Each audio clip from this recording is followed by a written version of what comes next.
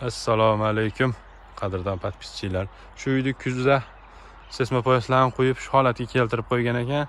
Bahordan endi qurilishlar boshlayapti ekan. Bugun monolit qo'ygani keladi. Monolit qo'yiladi. Hop. Bu yerda hozir biz qiladigan ish zabor qilish ketyapti. Ishlar zaborni tagiga beton qo'yamiz deyapmiz. Bu aka chekni olgan paytda tayyor zabori bilan olgan ekan.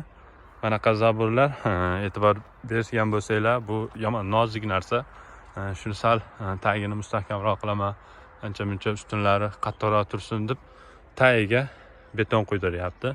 Qalinligini 15-16 cm dan qilib, shunisini qilib beryapmiz. Xudo xolasa keyin bu yerda shlaka blok urish kerak ekan.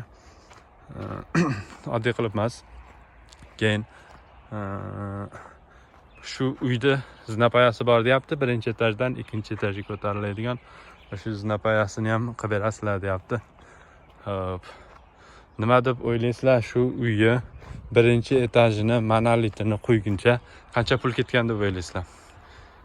Keyingi videoda uyda egasi bilan gaplashib, betoniga qancha sement, qancha shag'al ketgani-yu, qancha pul ketgani, devor penoblok bo'lgan, penoblok nechta ketgan, uy razmerlari, planlari hamma yo'g'ini hop yoritib bersam, nima deysizlar? Kommentariyaga o'zingizlar fikringizni qoldiringlar.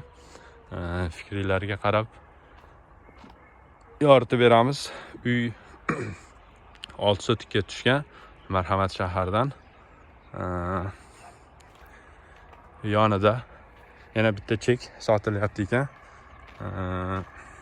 $4000 sotiga deyilyapti. Yana 4 sotik joy bor ekan. Fikringizni qoldiringlar shu uyda. Narxlari qiziq bo'lsa, qurilishga ketayotgan narxlari yoritib beramiz. Podpiska bo'linglar, ulashib qo'yinglar. Rahmat hammaga e'tiboringlar uchun.